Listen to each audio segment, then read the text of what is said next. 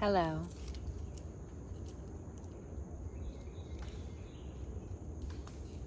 From a piece of wild forest that I found here in Georgia, just over the Tennessee border.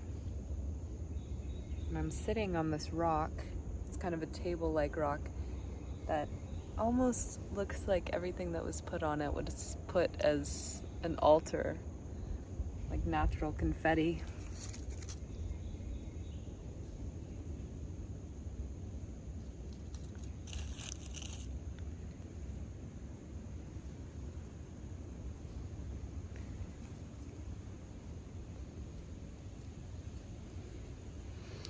Do you believe that sometimes the reason that we think we're somewhere isn't the larger reason that we're there? I've been thinking about this being in Tennessee and starting a new life here.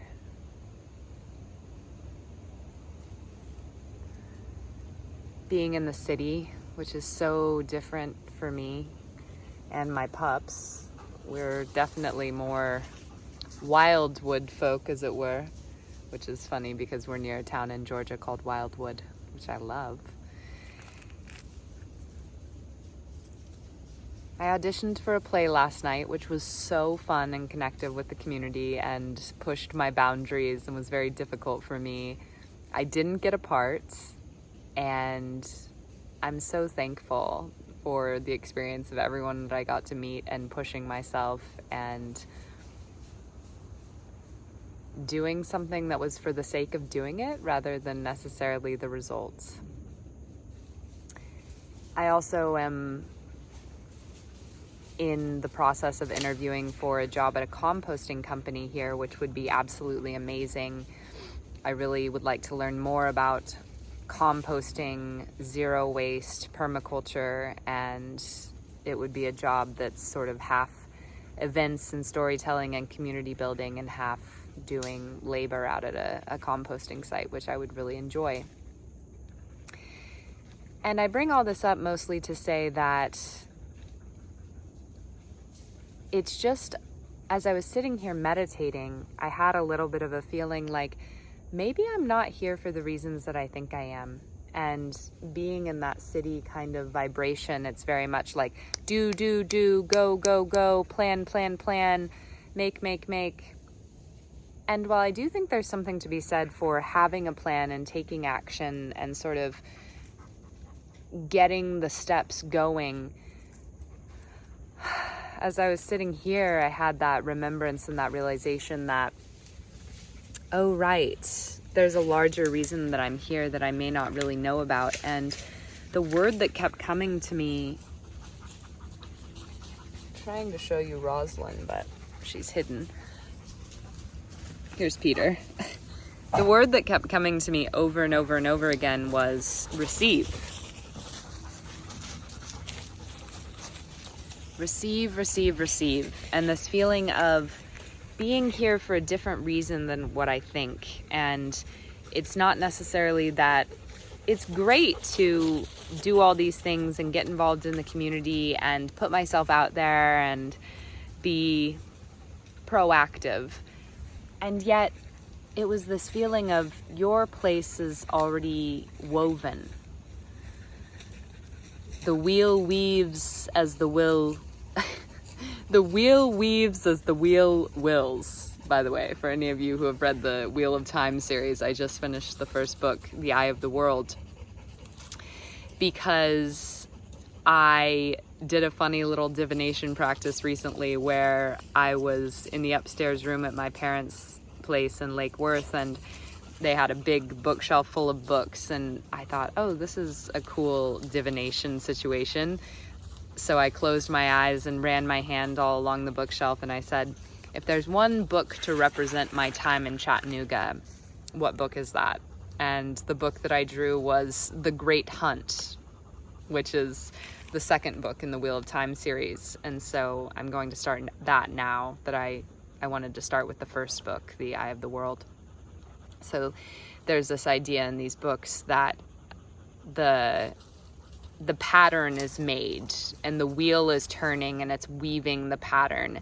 and the wheel weaves as the wheel wills. And there's an idea, sort of an integration in it that I've been thinking about a lot anyway, that is this convergence between destiny and free will, where the pattern is already set, and yet within that there might be some wiggle room for some different choices to be made.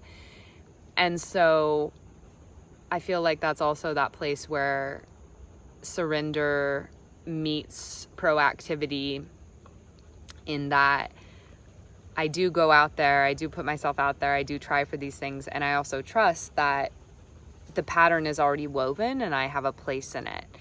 And I got this feeling as I was sitting here that I'm not here for the reasons that I think I'm here, and that I think I need to go out and do all these things and make my way, and yet there's actually a really more subtle reason that I'm here. And I just watched a beautiful leaf, like, so gorgeously spiral to the forest floor just then. It reminds me of the time that I moved to Los Angeles when I was 23, and I ended up spending a lot of time with my older brother, who was there at the time, stationed in the Air Force, and playing a lot of beach volleyball. And I became a nanny for a family and learned a lot about child caretaking. The reason I thought I was going there was, my conscious mind told me anyway, was for acting. I really wanted to get into acting, and I actually did very little acting the whole time that I was in LA, which I feel that maybe I could have been a bit more productive about. However, the wheel weaves as the wheel wills. Yet it's funny, because recently, as I was looking back on that time in my life, I realized actually that the most important thing that happened to me, and the biggest takeaway that I had, and the most important part of my life during that time, was that I became very, very close to who is now my older brother's wife, my sister-in-law, Jamie. During that time, she was my best friend. And it's also a time that I got more and more deeply into yoga. She and I got very, very into Kundalini yoga. Specifically, we used to go to this amazing woman's house named Seda Ascoot and just do this ecstatic dance, release, Kundalini type yoga that was truly transformative, and later led to me going to yoga teacher training, not for Kundalini, but for a sort of smattering of different practices of yoga. And Jamie and my older brother Hal and my niece Maeve are some of the absolute most important people in my life, and my relationship with them is so incredibly deep and would be so different if I hadn't lived in LA during that time and become best friends with Jamie. And then throughout that, it turned out that her and my older brother got together, and I was kind of like involved in their story at different times throughout the evolution of it. And they are truly an example in my life of what partnership can look like, of what sustainability looks like, of what an intentional lifestyle looks like, of what parenting looks like, of what love looks like, of what integrity looks like. And I realized that even though, how could that have brought me to LA?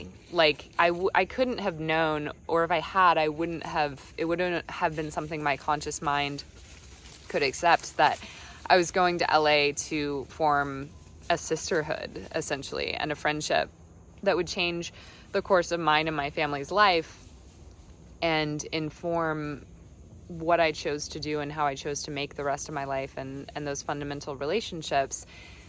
And that was why I was going to form this best friendship and sisterhood with Jamie, who would end up marrying my older brother and being the mother of my niece, who is such an important little life force in my life.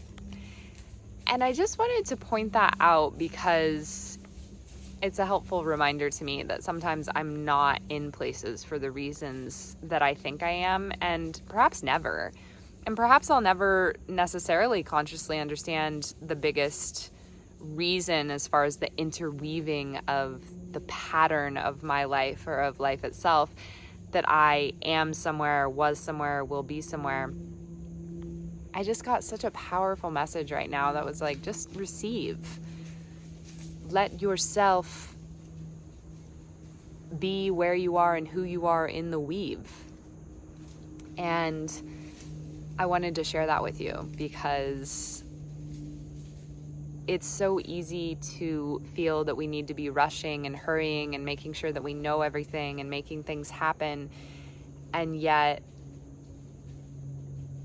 the story that I wish to tell, and that's why I'm here, by the way, on this YouTube channel, is to chronicle real life magic and what happens in my life and just to be myself. I get some really interesting comments where people try and tell me how to do things their way and how to do things right, and that I'm not doing it right and I don't get it and something's wrong with me, and that I just say the same things over and over again. And I'm not here to be right or to be enlightened, and certainly not to be controlled by anyone else. I'm here to chronicle the life experience of a 32-year-old human in space and time in 2022, right now in Wildwood, Georgia, and document the real feelings and experiences and thoughts and places and relationships of Virge Schmidt, this body and personality that my soul is inhabiting. I'm not here to be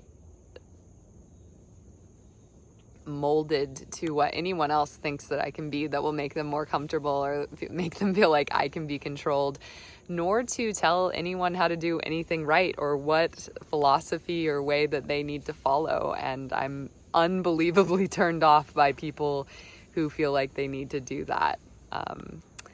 To me, relationship is about witnessing each other, and those are the kinds of people that I choose to be in relationship with. For those out there who feel like people need to follow a certain way or do certain things to be right and be judged by you, I wish you well on your path and have no interest in you telling me what you think that I need to do. Huge turnoff. Huge turnoff. So that's what I'm here. That's what I'm here doing, telling my story because it's real and it matters, and so does yours, whatever that path looks like. I believe that the purest thing that we can do is be ourselves. And so I hope that in my transmissions of the essence of me, you feel that the essence of you is enough to transmit. That it doesn't need to be about being right or even improving or being great or whatever all of these things are. That it's just about more and more consciously and purely and simply accepting and being the part that we are in the pattern of our own lives, in the pattern of timeless time. So I will keep you updated, hopefully, on, I may not understand though until much later why I'm here. I love telling the story of how things fall into place unexpectedly and without trying. And I have a feeling that's what's going to happen to me here. And in the meantime, I'm going to be working on my writing, working on my creative works. I would also really like to start making some sort of three-dimensional collage art with all the nature treasures that I have collected and continue to collect. So stay tuned for that. And maybe somehow just working away, chipping away on my projects, it will become clear to me also that there are ways for that to support me. So thank you for being here for the journey.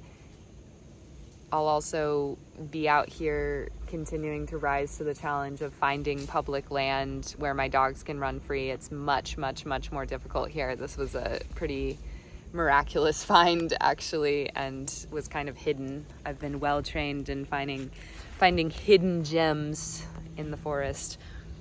And so thank you for being here. I wonder what more subtle and beautiful and perhaps not obvious and yet vital and important purpose you might be in a position or a place where you are right now that is about something more relationship and love than achievement and status based. And I wonder if we might start looking more and more about where we are and the roles we're in those kinds of lenses. Thank you for being here. And I look forward to continuing to share my story with you and be as real as I possibly can be, and keep coming out here and sharing with you, even when there are, even if nobody else gets it, because I like chronicling my story. These are my own chronicles, and if anyone else wants to watch them, they sure can. Otherwise, I'm going to continue chronicling the life of this particular human, because somehow I believe the truer I can be in what it is to be me, the truer I can reflect all humanity.